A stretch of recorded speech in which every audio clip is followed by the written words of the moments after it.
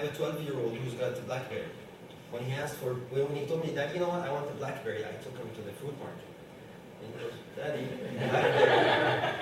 BlackBerry. What are you talking about? Okay, so I got them the BlackBerry. He says, okay, now I want the payment. What payment? When you make a call, no, BlackBerry. Okay, so by the time now he's got this BlackBerry, he's got braces, and he wants to change the colors of the rubber thing on the braces. On the way from home to the dentist, he surveyed 33 of his friends. What color should he put? 12 years old. 33 surveyed in 20 minutes. We don't have that power as HR managers. We don't have that power of asking 33 of your staff right there, right now, what do they want? These guys do. And you can be really irritated. Stop it. So he puts it now on vibrate. And everything zzz. Now he was doing something wrong, and I told him, okay, you're stranded in your room. No more TV. You're not going on. Give me your BlackBerry. No, please. That's the one thing. This is their lifeline. This is their lifeline. So, the digital generation. It is unquestionably clear now that the new savvy businessmen they come from a totally different world. They come from a place called Digitalia. Now, Digitalia is a place where babies are born into the modern digital world. They believe in connectivity. Online for them means awake. Offline, either asleep or dead.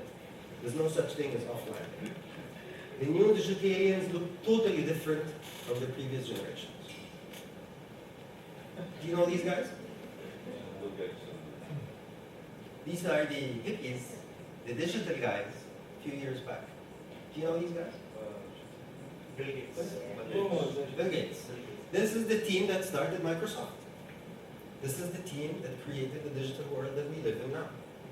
This is the team that made www available for us. Not HTTP.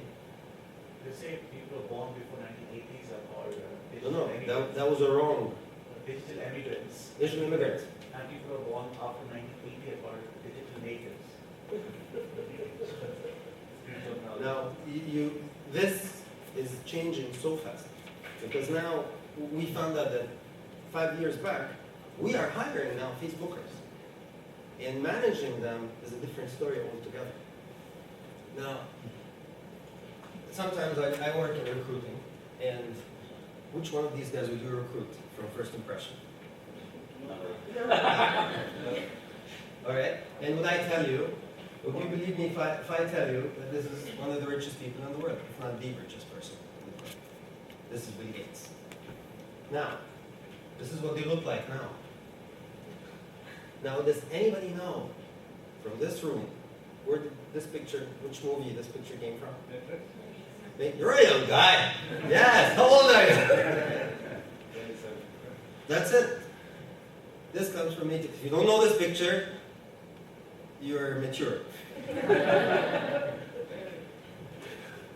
Now, here is the challenge. Delft Medical has been in the field for 28 years. It's still managed by the founder. So he's been in the business for 35 years. And our challenge is that we're hiring only fresh graduates. So, 28 years, this gentleman who manages the company, which is now our sales growth are doing very well, in Saudi Arabia, which is a very conservative and traditional country still. And we have this environment of suits, dark black, dark gray, blue, and the pin. And the managing director himself will fix the pin right if it's tilted. We believe that he sleeps in his tie and suit. We've never seen him without a tie and suit. So that kind of environment. The manager is 35 years in the business, so he's close to 60 now. He's 50-something, actually last 50s. And we're hiring fresh graduates. So we want to break the gap between these two mentalities. Hiring policy only fresh graduates. It worked fine. I was doing excellent for the 27 years. We had no problem because he was young, the managers were young, and the fresh graduates were coming with a little gap, so there was no problem. We had no idea what these guys wanted. We didn't know what counts for them. And in Gallup's book, it says that the managers were shooting blind. Give them stuff. Well, what is it that they want? We had no idea. So we went into a process. We hired an external consultant. This guy we ran into through one of the training programs. We had a training program in collaboration with the American University of Beirut, and he was one of the trainers that came to us. He's probably the only one that we were impressed with, that we continued the relationship with him. He's 77 years old, 78 years old, something like this. And he's a psychologist. He's got a degree in psychology, he teaches psychology, and he was the head of the executive MBA program in AUB. We surveyed, we asked him the question, can you please check the production medical staff are engaged? And he surveyed a sample of the company using the 12 elements of great management.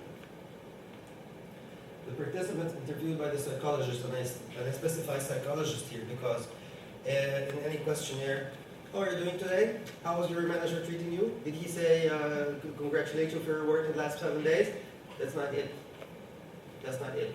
He gives them the questionnaire, they mark their score out of 5, and then he would come up and say, you scored on this element 4 out of 5. And he just keeps quiet. And people say, yeah, because they didn't do this. And if they had done that, I would have done this. And information just kept flowing. And like any psychologist does, lie on the couch, pay me when you're done. And he started taking notes. Now, he was very careful because he knew we're not a huge company. So if he mentions, Muhammad said this, Muhammad would be scrutinized next time. So he was very careful not to mention any names. The identities of the people that complained or were not happy or whatever was kept in confidentiality. And the outcome was incredible. The people flowed with information, the things that you should have known a long time ago. The participants were interviewed by the psychologist. Survey covered 10% of the company. We thought this is an initial test. Let's see how we can get. We got 10% of the company interviewed.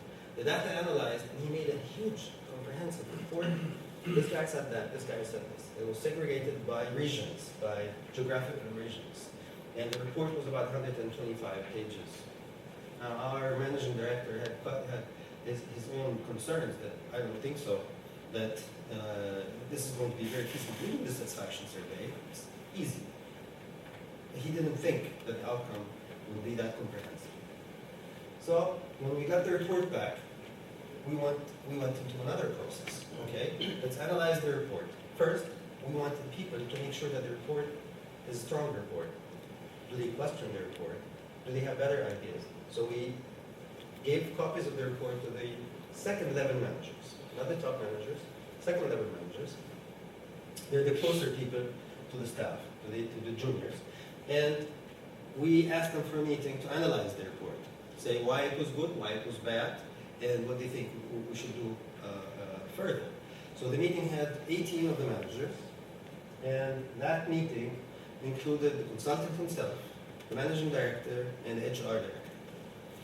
And out of this, what people said, you know what applies in the eastern zone does not apply in the western zone. So we made regional meetings to analyze the report regionally, by geographical regions. And each team was requested to set a 2-term plan.